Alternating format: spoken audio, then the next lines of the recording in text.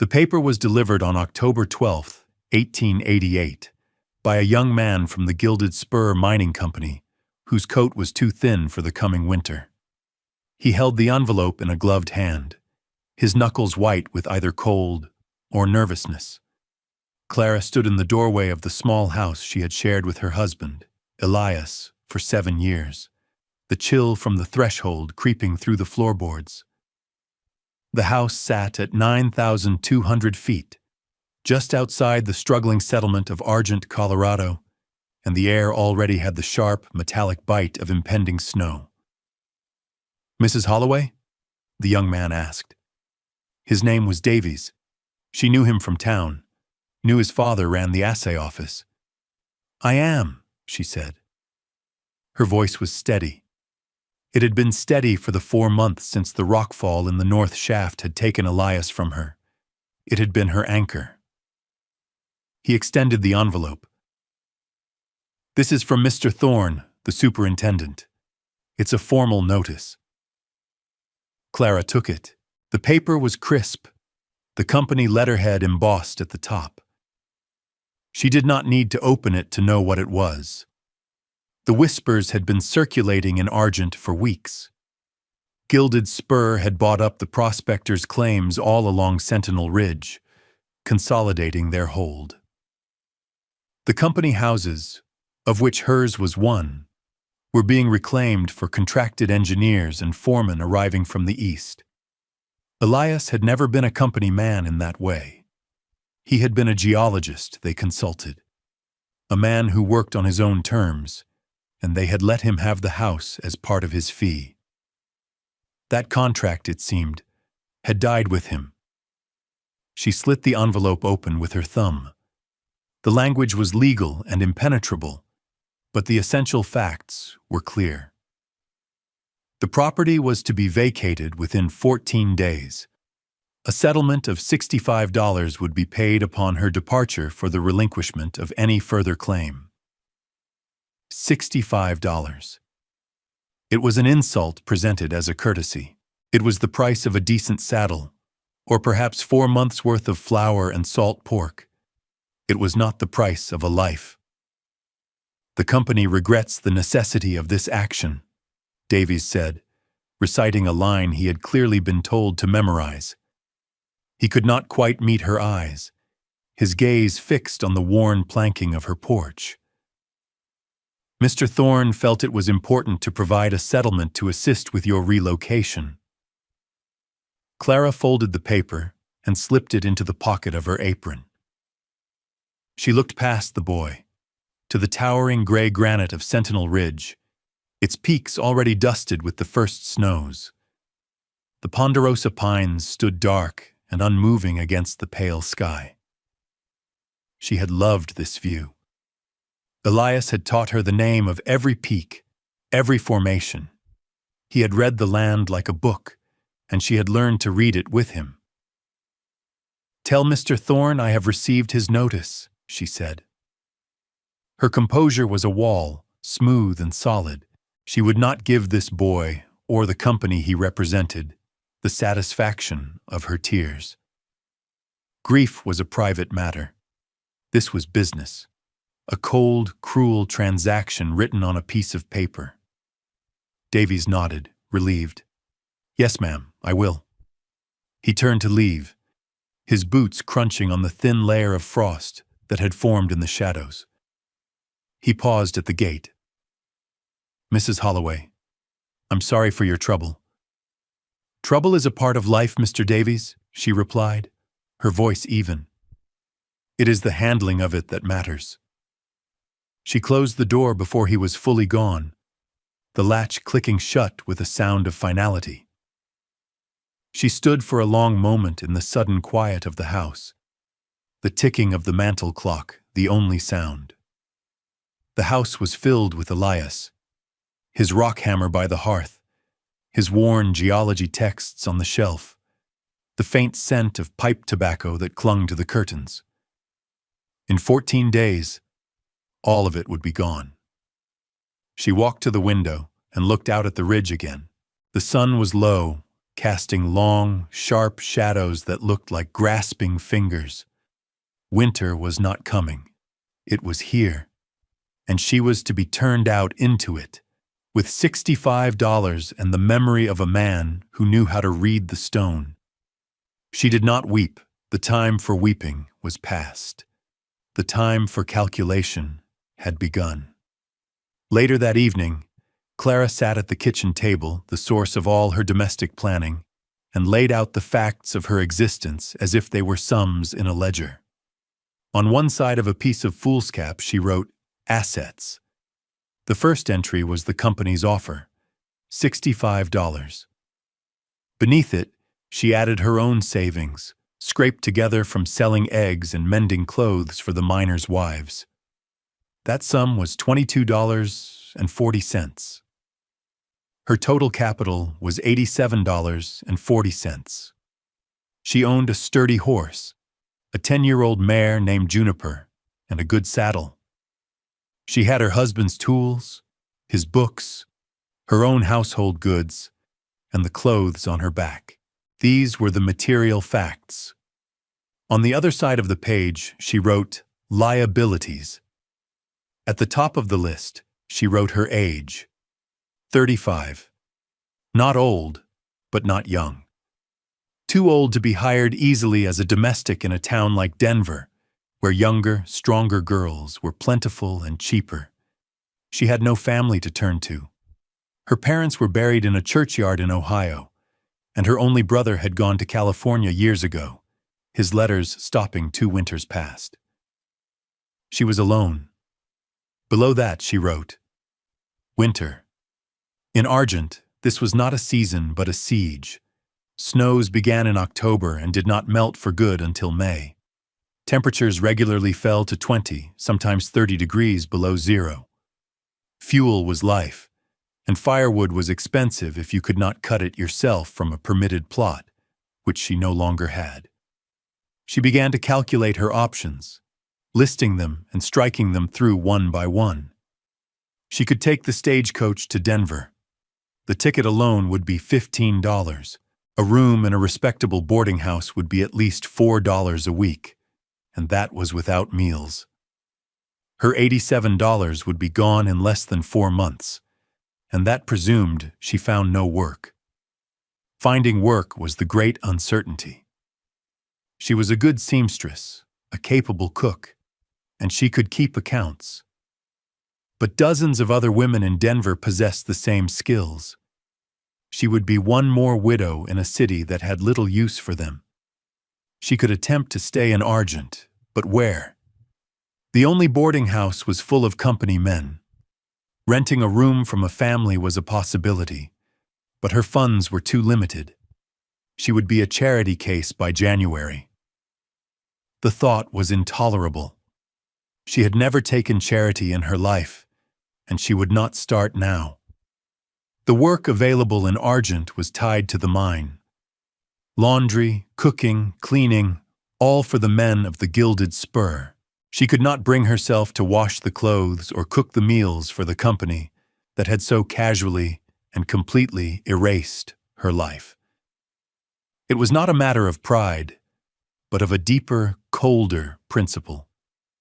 She would not serve them. The arithmetic was unforgiving. Her assets were finite, her liabilities immense. The world had presented her with a problem that, by conventional means, had no solution.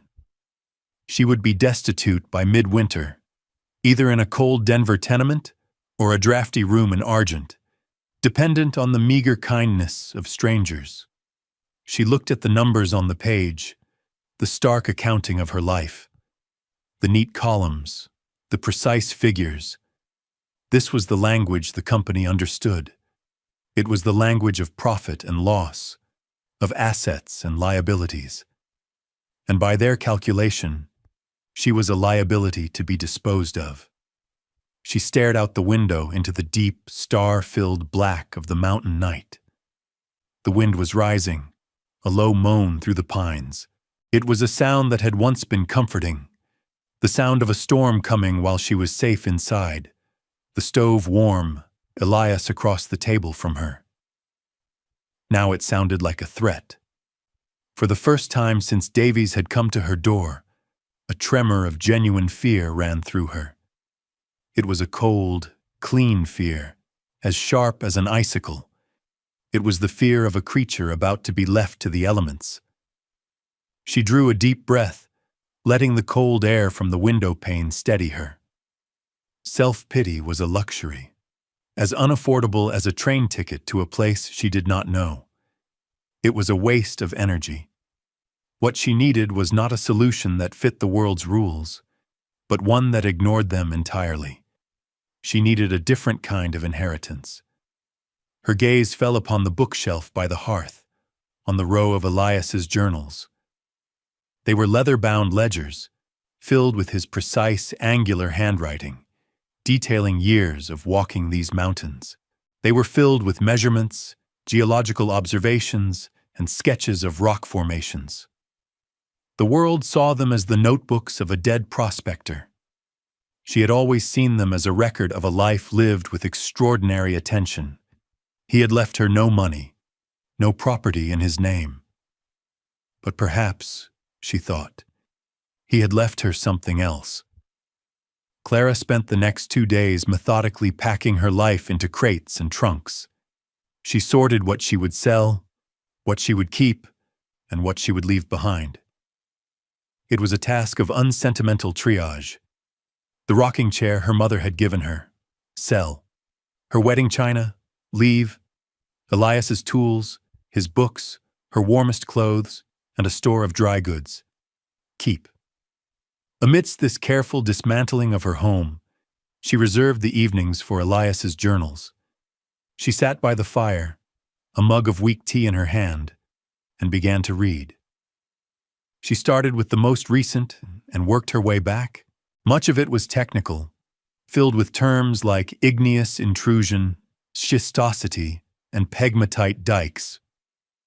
But woven between the scientific observations were Elias's own thoughts, his appreciation for the stark beauty of the high country. He described the way the light hit a particular rock face at dawn, the taste of water from a hidden spring, the silence of a snow-filled forest. It was like hearing his voice again, calm and patient, teaching her to see.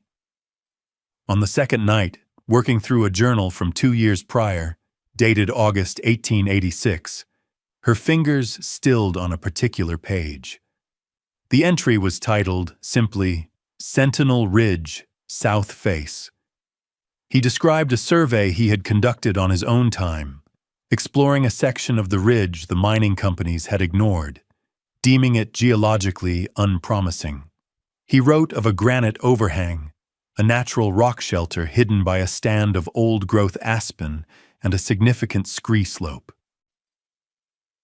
The formation is unimpressive from a distance, he had written in his neat, sloping script. But the interior is remarkable. A chamber roughly 20 feet across and 12 deep, with a ceiling height of nearly 9 feet at the mouth, sloping down to 5 at the back.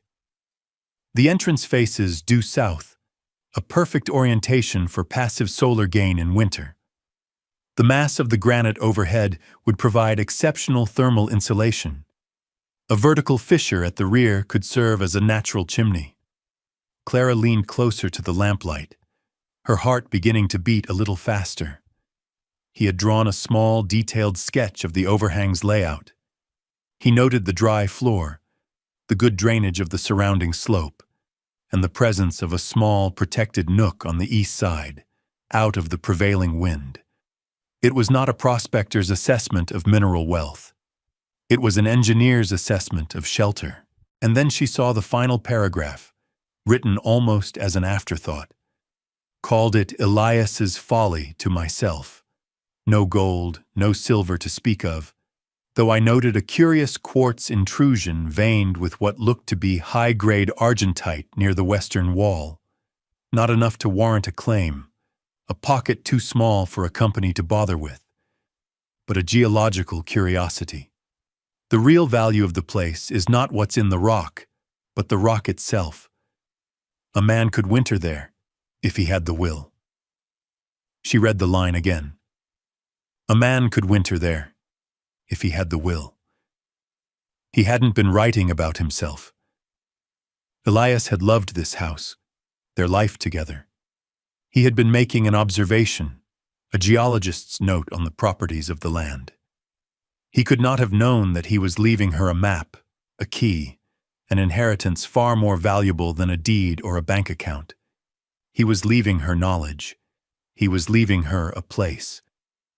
The cruelty of the gilded spur had left her with nothing, but Elias, in his quiet, methodical way, had left her everything she needed.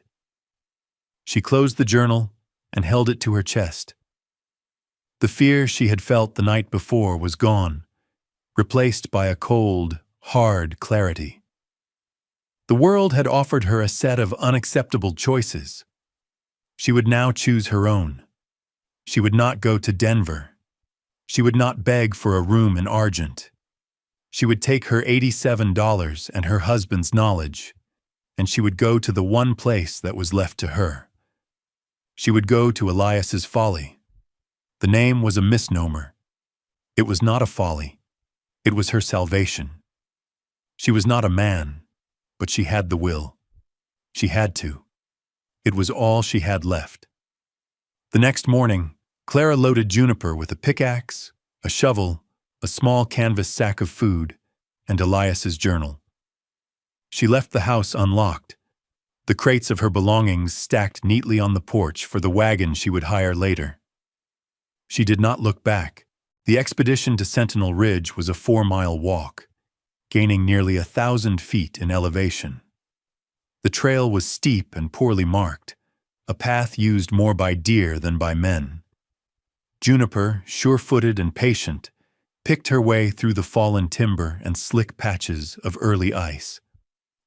Clara followed the directions Elias had sketched from memory, supplemented by the detailed notes in his journal. She crossed Argent Creek at the shallow ford he'd described, then began the ascent up the south-facing slope. The air grew thinner, cleaner.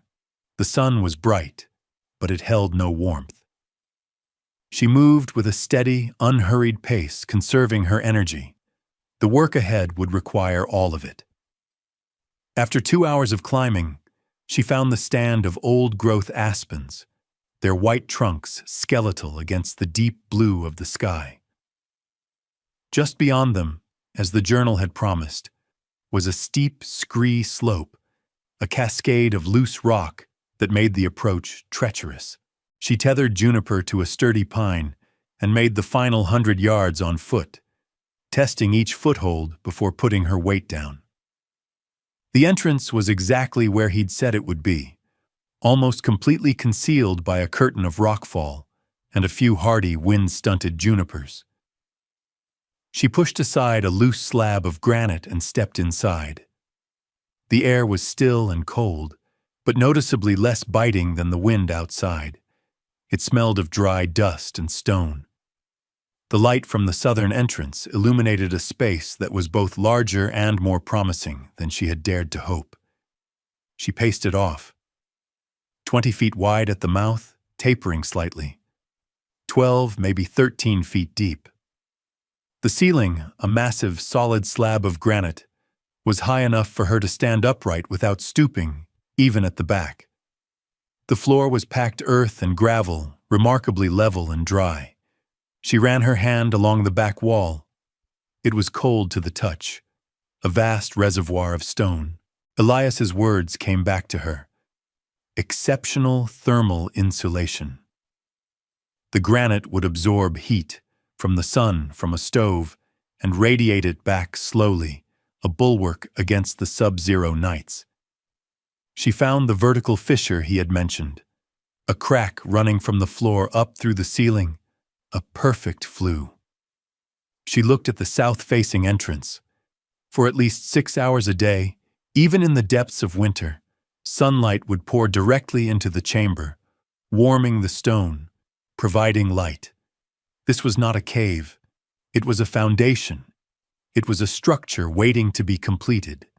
She walked to the western wall and after a moment of searching, found it. A thick, milky white vein of quartz, shot through with glittering black threads. Argentite. Silver ore. Elias's geological curiosity. It was beautiful. A dark lightning bolt frozen in the stone. She touched it, the rock cold and solid under her palm. It was a reminder of him, of his eye for the hidden value in things. Clara stood in the center of the space, turning a slow circle. She could see it all in her mind. A low stone wall enclosing the front, with a space for a door and a small window. A stove set against the back wall, its pipe venting up through the fissure. A bed built against the eastern wall, protected from drafts. A space for juniper, a small lean-to against the outer wall. Wood stacked high and dry against the interior. This could work. This could actually work. It would be brutally hard labor, a race against the first heavy snow, but it was possible. For the first time in months, a feeling that was not grief or fear or grim determination settled in her. It was a quiet, fierce spark of hope. She had not been cast out. She had been given a new starting point. This place, Elias's Folly, would be her fortress. The following day, Clara rode Juniper into Argent, her face set with a purpose that left no room for questions. She hitched the mare outside Porter's Mercantile, the largest and best-stocked store in the settlement. Silas Porter was a man in his late 60s, with a fringe of white hair and hands permanently stained from 100 different commodities. He had been a friend of Elias's, the two of them often sharing a pipe on the store's front porch in the evenings, talking about geology and the unforgiving nature of the mountains. He had offered his condolences after the accident, his words simple and sincere. Clara walked in, the bell above the door announcing her arrival. The store smelled of canvas, coffee, and coal oil. She had a list, written out on the back of a receipt. She did not waste time with pleasantries. "Mr. Porter," she said, her voice clear and direct, "I need to purchase some supplies." He leaned on the counter, his expression one of polite inquiry. "Of course, Clara. Whatever you need." She began to read from her list, and with each item, his eyebrows rose a fraction of an inch higher. 1 good shovel, a pickaxe, the heavy one, a 10-pound sledge, a handsaw, 20 pounds of 10-penny nails, 200 feet of rope, a cast-iron prospector's stove, the small one with the flat top, 20 feet of stovepipe and an elbow joint, a 50-pound sack of flour, 20 pounds of beans, 10 pounds of salt pork, 5 pounds of coffee, a large canvas tarp, the heaviest you have. She paused, mentally tallying the cost. It would take nearly all of her money. Silas Porter said nothing for a long moment. He looked at the list, then at her face. He saw no desperation there, only resolve. He was a man who had lived in the high country his entire life. He recognized the look of someone preparing for a long winter, but this was different. This was not stocking a cabin. This was building one from scratch, or something close to it. He did not ask her where she was going. He did not mention the eviction notice, though the news was all over town. He simply respected the hard line of her jaw and the clarity in her eyes. "The shovel will be $4, he said, his voice practical. "Pickaxe is $3, the stove is $12, and the pipe will run you another $3. All told, with the provisions, it will come to $68.50. It was more than the company's entire settlement. It was the majority of her capital. "I'll also need a wagon to haul it, and my things from the house," she said. "As far as the Argent Creek Ford." "Another $5, he said, already moving to gather the items. "I'll have my boy Henry load it up." As she counted out the money onto the worn wooden counter, Silas paused. He went into the back room and returned with a small wooden crate. Lantern wicks, a full tin of kerosene, 2 bars of lye soap, and a box of sulfur matches. No charge. He then picked up a heavy sack from beside the door. And this, 100 pounds of oats for the mare, on the house.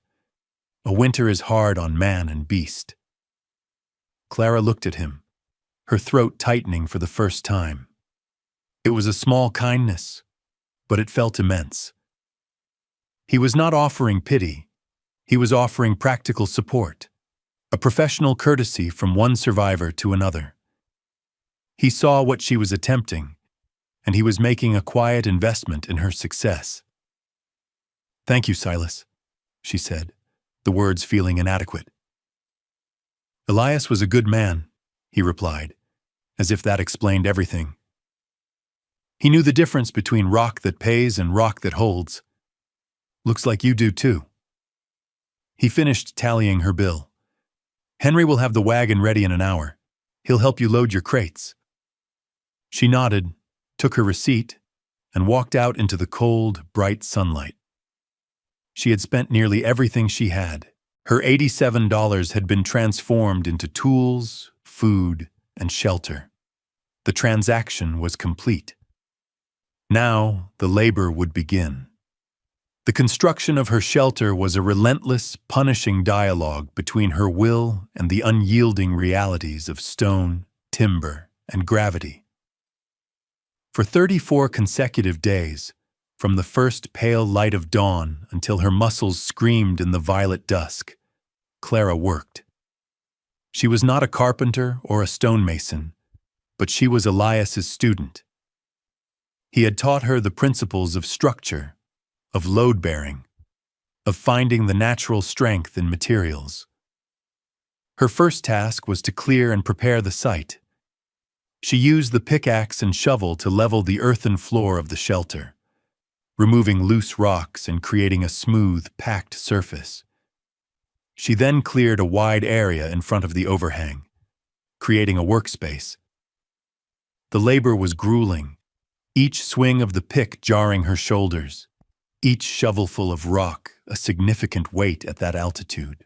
By the end of the first week, her hands were a geography of blisters and calluses, and every muscle in her back and arms ached with a deep, resonant fire. The heart of the project was the wall. She would enclose the 20-foot-wide entrance with a dry stack stone wall, leaving openings for a door and a small window. The raw material was abundant. The scree slope that concealed the shelter was a quarry of granite, weathered into manageable sizes. Her days took on a rhythm: gather, lift, place. She would spend hours selecting stones, looking for flat faces and stable shapes. She learned to read the rocks as Elias had, to see how they would fit together. She would haul them one by one to the building site, some so heavy she had to roll them into place. She built the wall 2 feet thick at the base, tapering to 18 inches at the top, creating a massive solid barrier against the wind. It was a slow, monumental puzzle. Each stone had to be settled just so, chinked with smaller stones to eliminate gaps. She built it 4 feet high, a solid rampart against the coming snows. While the wall rose, she devoted part of each day to firewood. The slopes around her were littered with deadfall ponderosa pine and aspen, seasoned by years of dry mountain air. She used the handsaw to cut the logs into stove lengths, the rasp of the blade a steady percussion in the immense silence. She hauled the wood back to the shelter, stacking it against the interior back wall where it would stay dry. The growing woodpile was a visible measure of her security, a fortress within a fortress.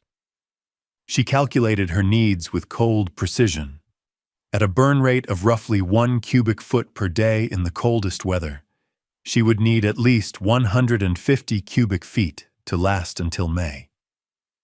The pile grew, a monument to her foresight.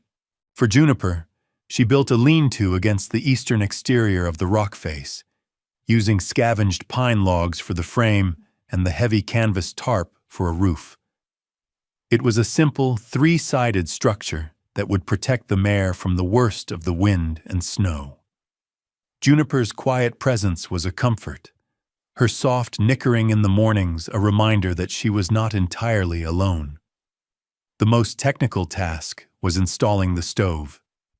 She chose a spot near the back wall, directly beneath the vertical fissure Elias had noted.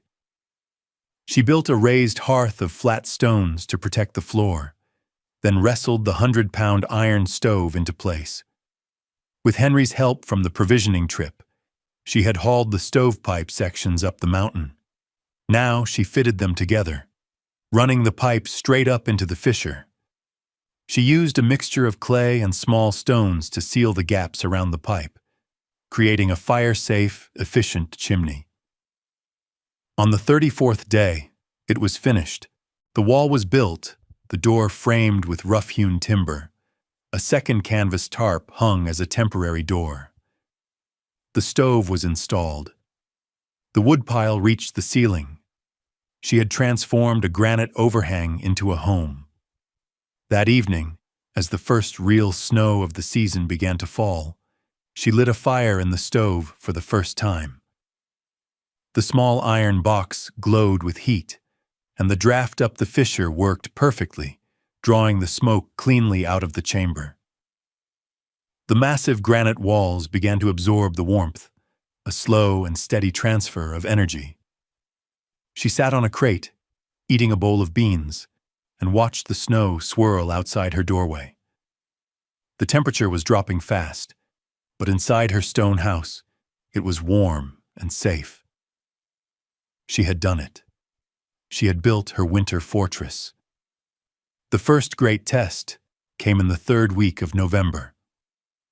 A storm, born in the far north, descended upon the Rockies with a brutal, single-minded fury. For 6 days, the world beyond her shelter disappeared into a white chaos of wind and snow. The temperature, which she tracked with a small thermometer hung by the door, plummeted to 25 degrees below zero and stayed there. The wind howled over the top of the ridge, a sound like a grieving animal, but inside her stone walls, it was only a distant murmur. Her life contracted to a series of deliberate, essential routines. Each morning, she would wake in the cold darkness before dawn, her breath pluming in the air. Her first act was always to tend the stove. She would add 3 logs of dry pine, their resinous wood catching quickly and burning hot, and wait for the warmth to push back the deep cold of the night. The small chamber would slowly warm to a livable 50 degrees. While the stove heated up, she would pull on her heavy coat and boots and push her way out through the canvas door. The snow had piled up against her wall, forming a deep drift that reached the top of the 4-foot stonework. She had to carve a trench to get out. The snow so light and cold, it squeaked under the shovel. This snow, she knew, was not an enemy. It was insulation. The deep drift against her wall was a blanket provided by the storm itself, adding another layer of protection. She would check on Juniper in her lean-to. The mare was hardy, her winter coat thick. The small shelter kept the wind off her, and Clara made sure she had fresh water, melted from snow on the stovetop, and a ration of the oats Silas Porter had given her. The horse's steady, munching presence was a vital sign, a confirmation of life beyond her own. Her days were governed by the mathematics of survival. She measured her fuel consumption carefully, noting in the margins of Elias's journal how many logs it took to keep the temperature stable. She discovered that the granite's thermal mass was even more effective than she had hoped. After hours of the stove running, the rock itself would be warm to the touch, and it would continue to radiate a gentle heat for hours after the fire was banked for the night. This meant she could use less wood than she had initially calculated. Food was rationed with equal care. A cup of flour for flatbread, a handful of beans, a small piece of salt pork. Coffee was a luxury, brewed once in the morning. Water came from melting the clean, deep snow from the upper drifts. It was a monotonous diet, but it was fuel for the engine of her body. In the long hours of the afternoon, when the light failed and the storm raged, she would read Elias's geology texts by the light of a kerosene lamp. She was not just passing the time. She was studying, learning the language of the rocks that surrounded her, understanding the deep forces that had shaped her refuge. On the 6th day, the storm broke, the wind died, and a profound, crystalline silence fell over the landscape. Clara stepped outside into a world transformed. The snow was 6 feet deep on the level ground, sculpted by the wind into fantastic dunes and drifts. The sky was a fierce, painful blue, and the sun on the snow was blinding. Her shelter was almost completely buried, only the top of her wall and the stovepipe visible. A tunnel of snow was now her entrance. She looked out over the vast, white wilderness. There was no sign of human life, no smoke from the chimneys in Argent, nothing. She was utterly alone, but she was not afraid. She was warm. She had food. She had fuel. The shelter had worked. Her engineering, learned from a dead man's journal and executed with her own 2 hands, had held against the worst the winter could throw at it. She had survived the first test. Word of the widow on Sentinel Ridge traveled slowly, carried like a seed on the winter wind. It started with Silas Porter. A week after the great storm, he rode as far as the Argent Creek ford on his sturdiest horse, then made the rest of the journey on snowshoes, a pack on his back. He was worried. No one in Argent had seen or heard from Clara since before the blizzard. The common assumption was that she had taken her settlement money and gone to Denver. But Silas knew better. He had sold her the tools. He found her shelter by the thin plume of smoke rising from the snow-covered ridge. He was stunned by what he saw. The dry stack wall was a piece of master craftsmanship, solid and true. The interior was snug, warm, and impeccably organized. He looked at her immense woodpile, her neat stores of food, and the calm, steady look in her eyes. He had come expecting to perform a rescue. He found instead a lesson in competence. "By God, Clara," he said, his voice filled with a gruff respect. Elias himself couldn't have built it better. He had brought her a sack of potatoes, a small wheel of cheese, and news from town.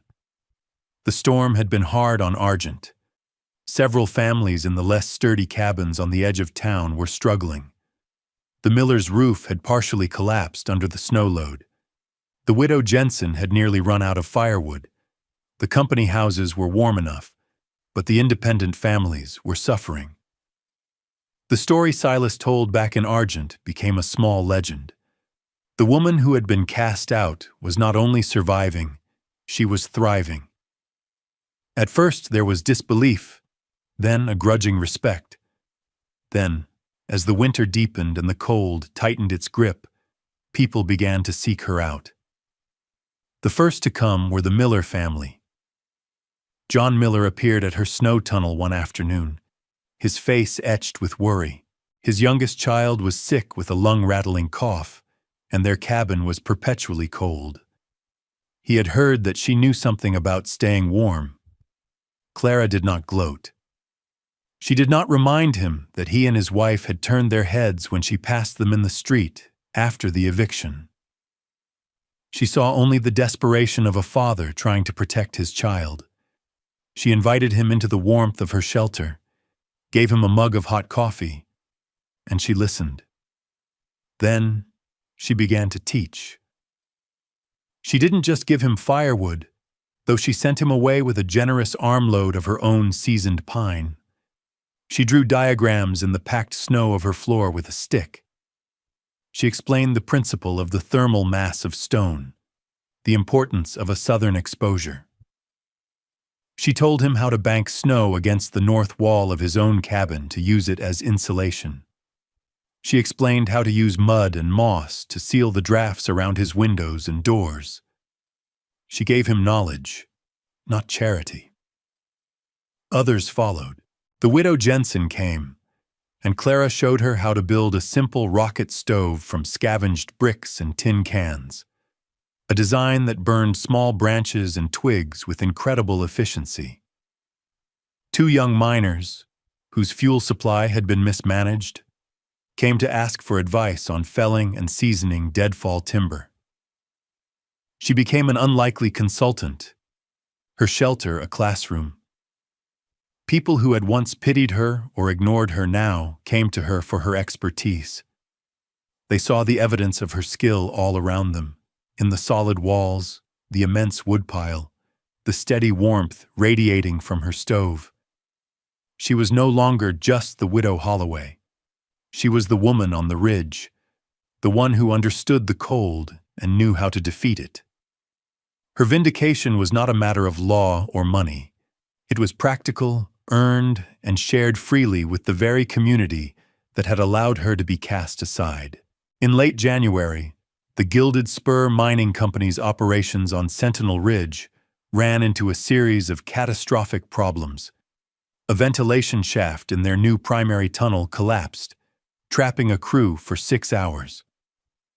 A week later, a section of the main drift began to flood from an unforeseen aquifer.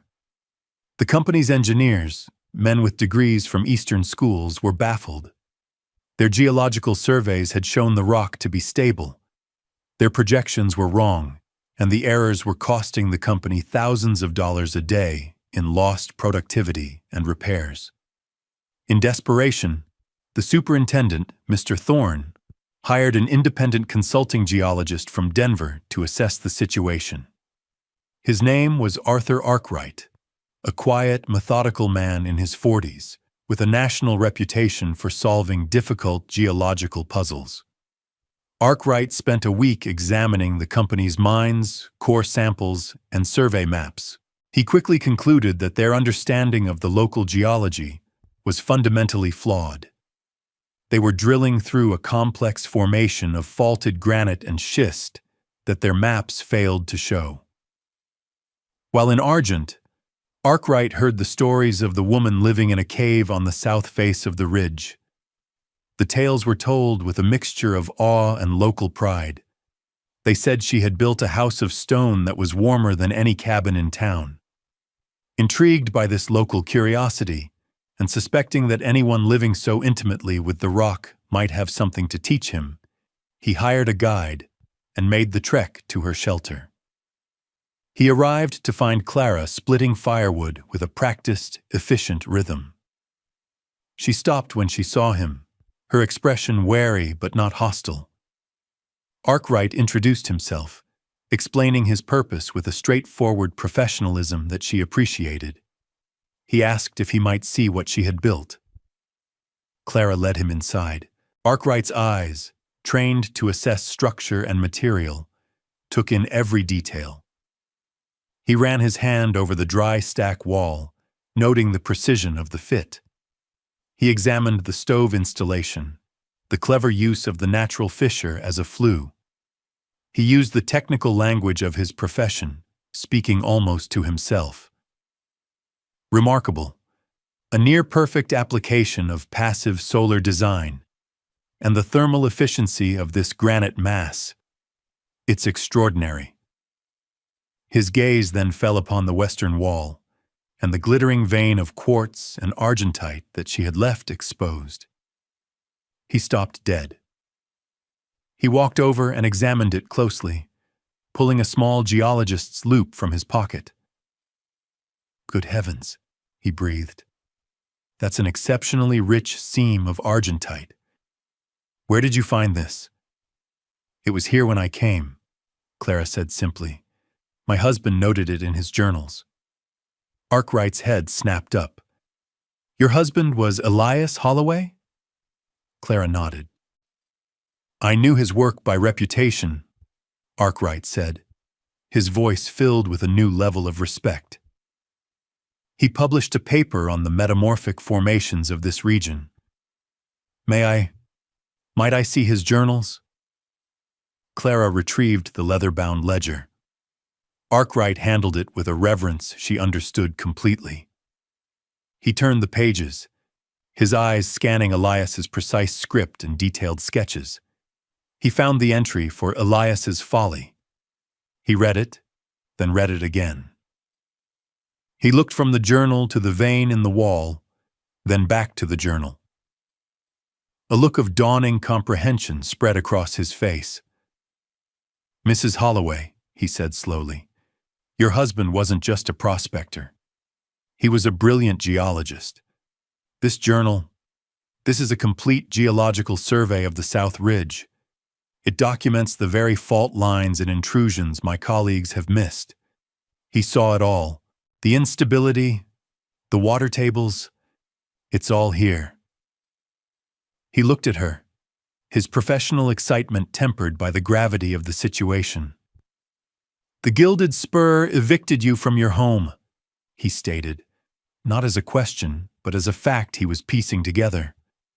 They did it because they believed their claim to this ridge was absolute, based on their own flawed surveys. But this journal proves prior discovery, not just of this small seam, but of the entire geological context that governs this ridge. This document, Mrs. Holloway, is not just a notebook. It is evidence. It is, in its own way, a deed. The expert's recognition was not what gave her work value. She knew its value in her bones, in the warmth of her shelter against the winter night. But his words opened a door back into the world that had cast her out, but on her own terms. He saw what she had done, not as a desperate act of survival, but as a feat of applied engineering. And he saw what Elias had left her, not as a curiosity, but as a legal and scientific claim. The reckoning was about to begin. Arthur Arkwright returned to the Gilded Spur Mining Company's office in Argent, Elias Holloway's journal tucked securely in his satchel. He requested an immediate meeting with Superintendent Thorne. In the cold, formal office, surrounded by the company's inadequate maps, Arkwright laid out his findings. He did not speak of morality or cruelty. He spoke the language the company understood: geology, engineering, and financial liability. He explained that the company's mine was structurally unsound because it was built on a profound ignorance of the local rock. He then opened Elias's journal and showed Thorne the detailed sketches, the precise measurements, the dated entries that predated the company's own surveys by more than a year. He pointed to the entry on the unstable schist, the notes on the aquifer that was now flooding their tunnels. It was all there. Elias Holloway had done their work for them, and they had been too arrogant to know it. This journal, Arkwright concluded, his voice calm and authoritative, constitutes a prior claim based on documented discovery, not just to the silver seam in his wife's shelter, but to the intellectual property of the Geological Survey itself. Mrs. Holloway is in possession of the key to mining this ridge safely and profitably. Without it, you will continue to have collapses and floods. It is my professional opinion that you are legally and financially exposed. Thorne, a man accustomed to wielding absolute power in his small domain, was pale. He saw the potential for lawsuits from injured miners, for investigations from federal regulators, for the ruinous expense of trying to engineer a solution they did not understand. He saw that the widow he had dismissed with a $65 settlement now held the future of his operation in her hands. The company's offer came 2 days later, delivered not by a nervous young clerk, but by Arkwright himself. He rode up to the shelter and sat with Clara by her stove, laying out the terms. The Gilded Spur offered to buy the rights to Elias's journals and the mining claim they represented. They also offered a full public apology and the deed to her former house in town, free and clear. The price they were willing to pay for the knowledge was $15,000. It was a fortune, an amount of money that could change a life completely. Clara listened without expression. The money was a tool, a means to an end. The house was a symbol, but neither could replace what had been lost. The years with Elias, the peace that had been stolen. The cost of her survival was written in the calluses on her hands and the solitary months etched into her memory. "There is one more condition," she said, her voice steady. "The man who managed the Argent office, the one who signed my eviction notice, he is to be dismissed." Arkwright nodded. "That has already been done." She accepted the offer. The transaction was handled through a Denver lawyer Arkwright recommended. The money was deposited in a bank. The deed was placed in her name. The local manager who had treated her with such casual disdain was fired and left town in disgrace. The reckoning was quiet, administrative, a series of papers changing hands. There was no triumphalism, no celebration. Justice, she found, was a colder and more practical affair than revenge. She did not move back into the house in town immediately. Instead, she used a portion of the money to buy Porter's Mercantile when Silas decided to retire that spring. She ran the store with the same quiet competence and practical wisdom she had applied to her own survival. She became a pillar of the community, the one people turned to not just for supplies, but for advice on how to weather the hardships of the high country. But she never abandoned the shelter on Sentinel Ridge. Every autumn, before the first snow, she would ride Juniper up the trail and spend a week stalking it. She would add to the woodpile, check the seals on the stovepipe, and ensure the stone walls were sound. The place remained hers, kept ready, a testament to her own resilience. It was a reminder that she would never again be dependent on the whims of a company or the fickle goodwill of a town. She had not been rescued. She had rescued herself. The shelter was not a monument to her suffering, but to her strength.